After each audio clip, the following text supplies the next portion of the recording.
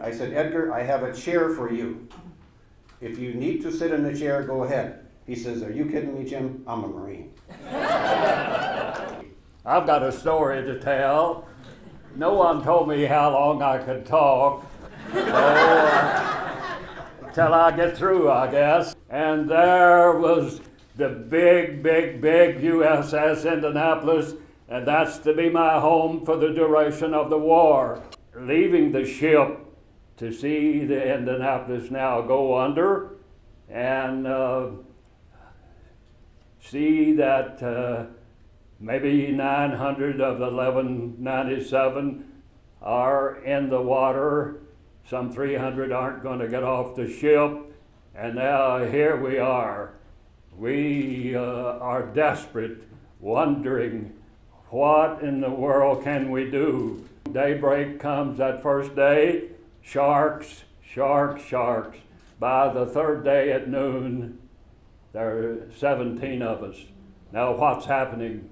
You know what's happening. We're losing boys just every little bit.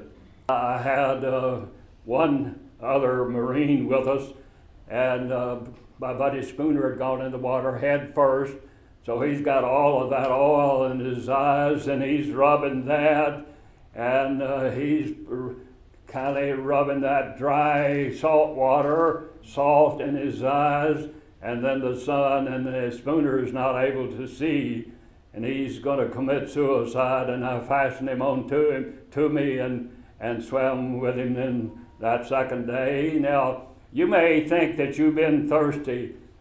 Have you ever been so thirsty now your tongue is swelling in your mouth and you're having trouble to even speak? Okay, that was our case. Second day, though, when you are so thirsty, you'd give anything for some good fresh water because you dare not to drink that salt water. That day, I recall this one big old Texan boy. He said, we aren't going to make it unless we can pray and get some help. And here's his prayer. God, if you're out there, we don't want to die. We have to have some help. I've got a son back home I've never seen. We've got to have some help. You have to come and help us. That was his prayer. There's times when you can hear voices that don't exist. You can see things, believe me, that is not out there. But you're praying, you're desperate, and here we are.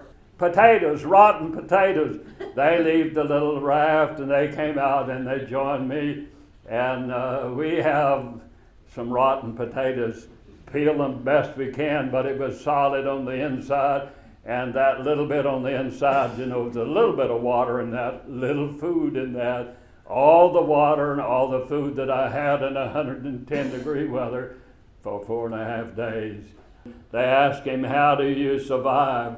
He said, never, never, never give up. We had a lot of conversation thinking that we could make it.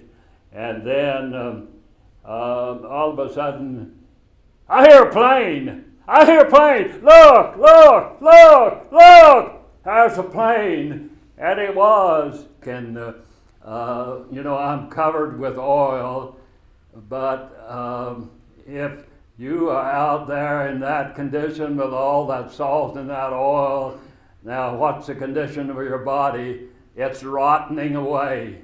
Did he find you by pure chance? The odds against it are 1 in a million, nay, 1 in a billion. And I have been compelled by the evidence of my own eyes to believe in miracles. And to look at Japan today, the greatest friend that we have in that part of the world is Japan. So we have so much to be thankful for, and I'm thankful that I am physically able to travel the country